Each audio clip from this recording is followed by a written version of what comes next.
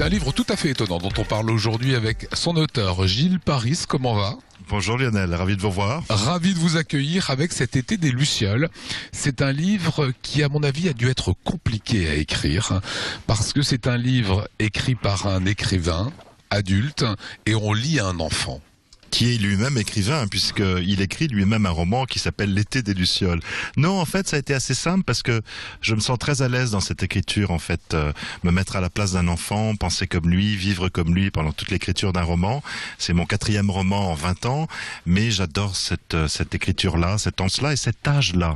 Parce que je rappelle que c'est un âge où on ne juge pas, où on essaye de comprendre.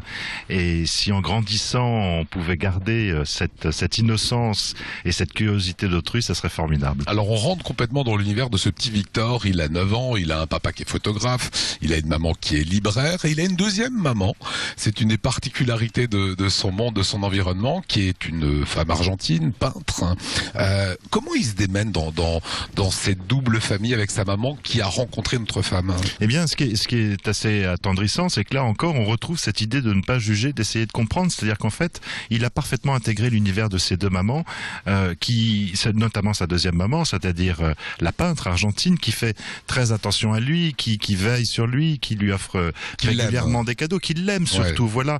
Et il l'a intégré à sa vie comme le ciel, comme le soleil dans un ciel bleu. Pour lui, c'est tout à fait naturel. Il les considère plus d'ailleurs comme deux super amis que comme deux amantes. Il y a son papa qui n'a pas tellement grandi finalement.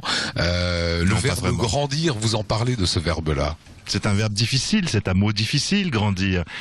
Chacun peut y trouver ce qu'il a envie d'y trouver. Le papa, en effet, a le syndrome de Peter Pan, mais on comprendra, on va pas dévoiler évidemment la fin du livre, mais on comprendra pourquoi il a ce syndrome-là finalement et pourquoi il a autant de mal à assumer les responsabilités d'un père. Alors on sent un amour du sud de la France, vers le Cap d'Aille, un petit peu à droite du Cap d'Aille, c'est Roquebrune, oui, c'est ce chemin des douaniers, c'est ces petites villas que l'on croise.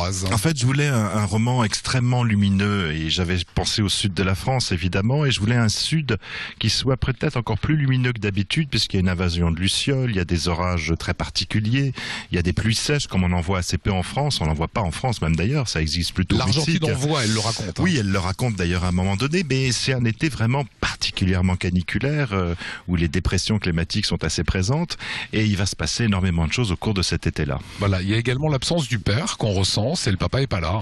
Le papa n'est pas là, mais c'est un père qui aime ses enfants, même si quand il achète des vêtements, il se trompe souvent de taille, mais il aime quand même ses enfants, aussi bien Victor que sa sœur adolescente qui s'appelle Alicia. Vous l'avez dit, il y a un moment où Victor va voir des petites lucioles, de la lumière dans le ciel. Ça vient d'où cette histoire des lucioles? Quand j'étais petit, ma grand-mère m'en a montré plusieurs dans le sud de la France et elle me disait déjà à cette époque-là à combien les lucioles étaient magiques. Et à la fin du roman, Victor dit la vie sans magie, c'est juste la vie. Et je crois que si on essaye d'apporter chacun un peu de magie dans nos vies, on la rend plus belle.